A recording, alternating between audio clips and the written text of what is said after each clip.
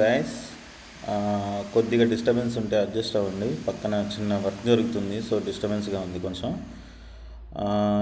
ఈరోజు మార్కెట్లో మనం నిన్న ఇచ్చిన లెవెల్స్ ఇవి. సో మార్నింగే ఒక హ్యూజ్ క్యాండిల్ వచ్చింది.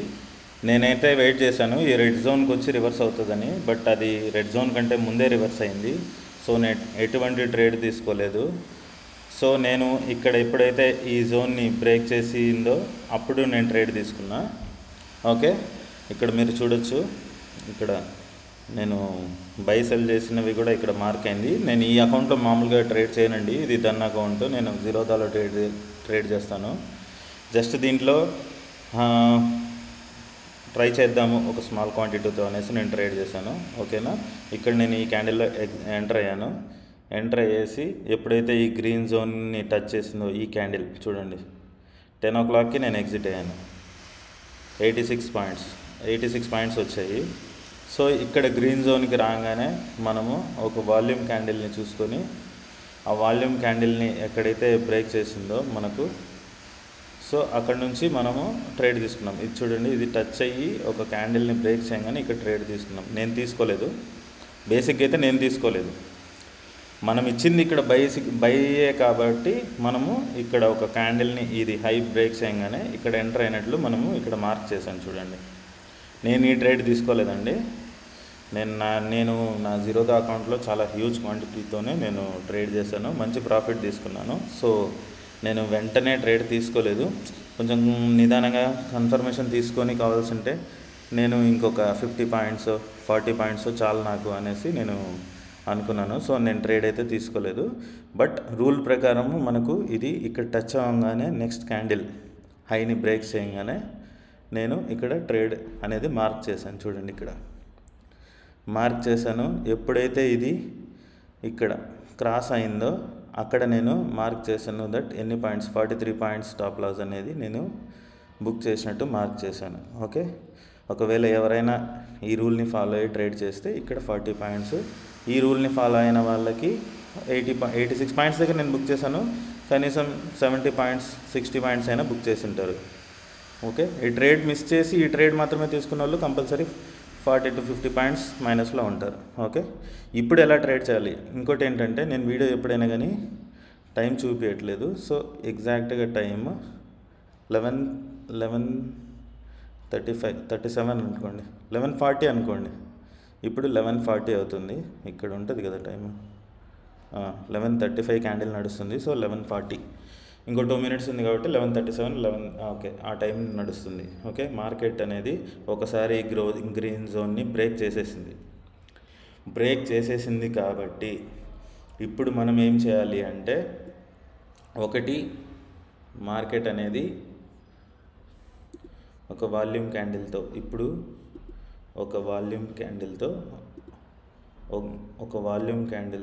ఫామ్ అయి ఆ వాల్యూమ్ క్యాండిల్ని బ్రేక్ చేస్తూ ఈ లెవెల్ని బ్రేక్ చేస్తే మనము సిఈ వైపు ట్రేడ్ తీసుకుంటాం.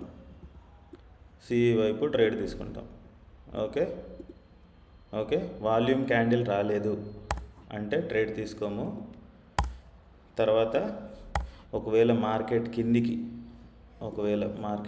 ఇప్పుడు ఆల్రెడీ మార్కెట్ కిందికే వస్తుంది, ఒకసారి బ్రేక్ అయింది కాబట్టి మార్కెట్ కిందికే వచ్చే ఛాన్సెస్ ఎక్కువ ఉన్నాయి. మార్కెట్ కిందికి ఎలా బ్రేక్ అయింది అంటే అప్పుడు నువ్వు ఏం చేయాలి అంటే, నువ్వు మార్కెట్ ఎంత కిందికైనా రాని వెయిట్ చేసి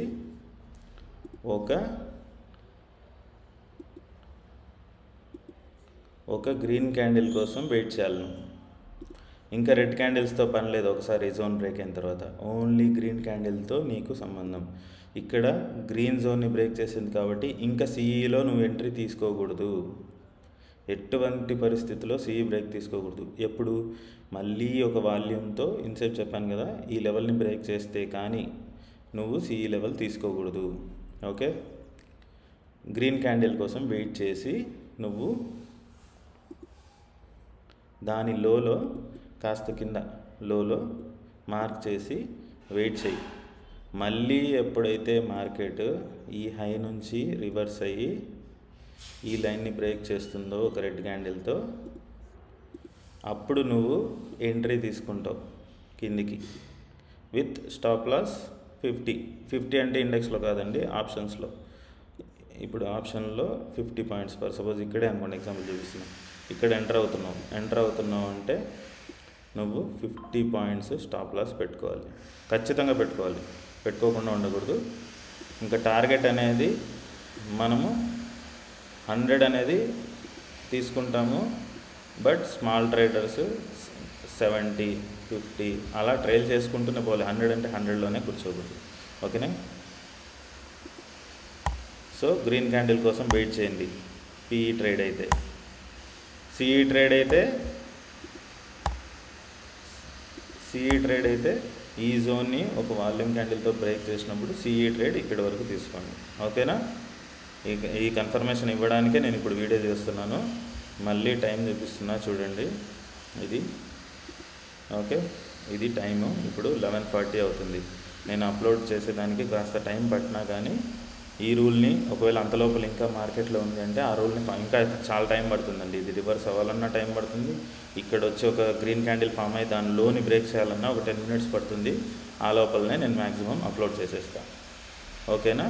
జాగ్రత్తగా ట్రేడ్ చేయండి. ఒక ట్రేడే తీసుకున్న వాళ్ళు ప్యానిక్ అయ్యేసి మళ్ళీ ర్యాండమ్ ట్రేడ్స్ తీసుకొని ఇంకా లాస్ బుక్ చేసుకోవద్దండి, జాగ్రత్తగా ట్రేడ్ చేయండి. ఓకేనా? ఈ ట్రేడ్ ఆల్రెడీ తీసుకున్న వాళ్ళు ఇంకొంచెం జాగ్రత్తగా నేను చెప్పిన కన్ఫర్మేషన్లు వచ్చేంత వరకు వెయిట్ చేసి ట్రేడ్ చేయండి, తొందరపడద్దు. ఓకేనా? థ్యాంక్ యూ అండి.